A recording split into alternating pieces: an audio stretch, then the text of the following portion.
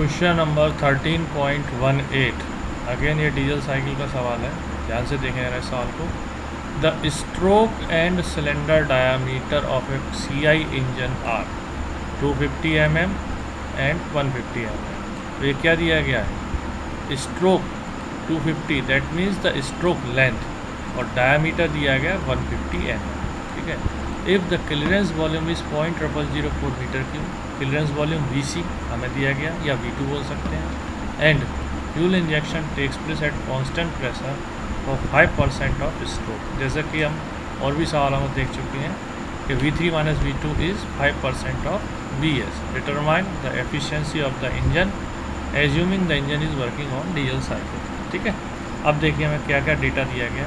Length of the stroke अभी आपको पता है 250 mm दिया गया। सबसे पहले से मीटर में चेंज कर लें, divided by 1000, so 0.25 metre. Diameter is 150 mm, again you divide this with 1000, so 15 metre diameter आ गया। V2 क्लियरेंस वॉल्यूम दिया गया है 0.0004, अभी बताया था वो क्लियरेंस वॉल्यूम, तो इसको आप VC लिखें या V2 लिखें, एक ही बात है। देन स्वेप्ट वॉल्यूम VS बराबर होता है, ये फॉर्मूला याद कर लें, 5/4D²L। जब भी हमें डायामीटर और स्ट्रोक लेंथ, ये डाया और स्ट्रोक लेंथ दिया गया हो तो स्वेप्ट वॉल्यूम निकालने का ये फॉर्मूला हम याद कर लेंगे, 5/4D²L।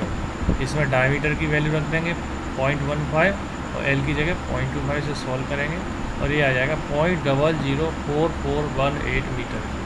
ये आ गया स्वेप्ट वॉल्यूम। ठीक है। अब हम दिस टोटल सिलेंडर वॉल्यूम, तो total cylinder volume that is V1 होता है टोटल सिलेंडर वॉल्यूम, जो कि होता है swept volume plus clearance volume.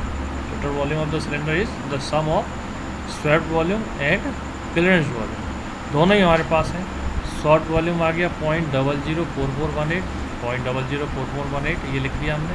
Clearance volume given है, ये लिख दिया। इन दोनों को हम जोड़ देंगे, हमें टोटल वॉल्यूम मिल जाएगा 0.004818 मीटर। ये है टोटल सिलेंडर वॉल्यूम, जिसे हम V1 भी लिख सकते हैं। अब the volume at the point of cut off that is V3। ठीक है। फिर और भी सवालों में हमने इसको स्टडी किया है। हम लिखते हैं कि V3 माइनस V2 बराबर 5% ऑफ VS।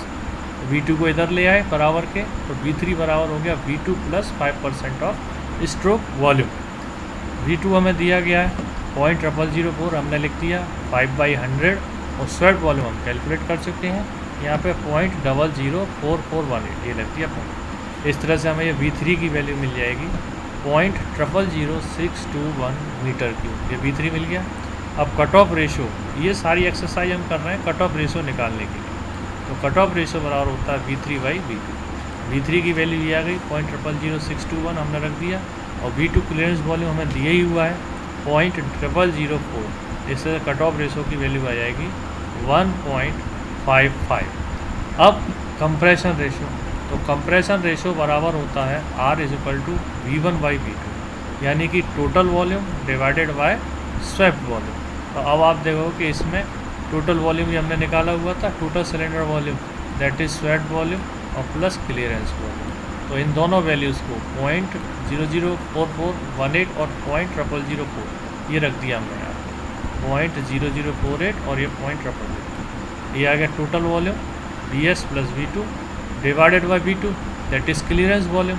तो ये रहा क्लियरेंस वॉल्यूम 0.0004। इस तरह से सॉल्व कर देंगे हम, तो R मिल जाएगा 12.14 कंप्रेशन रेशो।